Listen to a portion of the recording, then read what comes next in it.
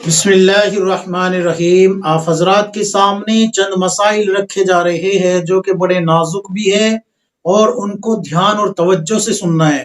یاد رکھے، ایک ہے ویڈیو کو دیکھ لینا، ایک ہے ویڈیو میں دھیان لگانا۔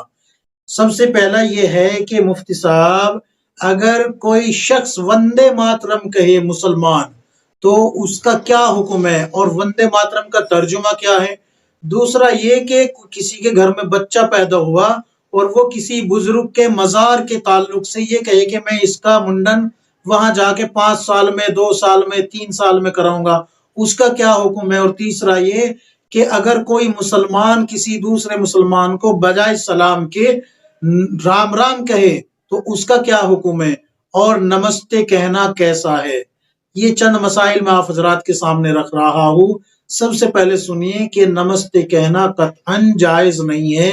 نمستے کا مطلب ہے، نمسکار کا مطلب ہے کہ میں اپنا سر تعظیم کے طور پہ آپ کے سامنے جھکاتا ہوں، جبکہ شریعت میں تعظیم کے طور پہ سر جھکانے کی اجازت ہی نہیں ہے۔ نبی کے سامنے بھی تعظیم کے طور پہ سر جھکانے کی اجازت نہیں ہے کہ عبادت کے طور پہ جھکایا جائے۔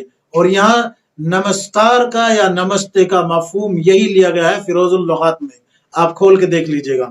اب آتے ہیں کہ کسی شخص نے وندے ماترم کہا تو وندے ماترم کا مفہوم یہ ہے کہ اے مادر وطن، میں تیری وندنا یعنی کہ پوجا کرتا ہوں، عبادت کرتا ہوں۔ تو یہ شرک ہے، اس کی بھی قطعاً اجازت نہیں ہے، اس کی بھی بالکل اجازت نہیں ہے۔ اب آتے ہیں کہ کسی مسلمان نے دوسرے مسلمان کو تمسخر کے طور پہ، مذاق کے طور پہ رام رام کہا تو اس کا کیا حکم ہے؟ تو یاد رکھیے کہ اگر کسی مسلمان نے دوسرے مسلمان کو تمسخر کے طور پہ، مذاق کے طور پہ رام رام کہا تو وہ انسان اسلام کی عظمت کو گرانے، اسلام کی توہین کرنے کے سبب اسلام سے نکل جاتا ہے، اس کا ایمان ختم ہو جاتا ہے، تجدید ایمان اس کے اوپر لازم آ جاتا ہے۔ اب آتے ہیں کہ اگر کوئی بچہ پیدا ہو اور اس کو جو ہے منڈن کے لیے یعنی کہ کسی بزرگ کے مزار کے تعلق سے یہ رکھ دیا جائے کہ بھئی یہ بچہ پیدا ہو گیا اور بزرگ کے وہاں جا کے اس کے جو ہے وہ جو چوٹی رکھی جاتی ہے اس کو منڈن کرائیں گے، تو یاد رکھیں یہ غیروں کے مشابہ ہے، یعنی کہ ہندوؤں کی شباہت اختیار کر رہے ہیں آپ۔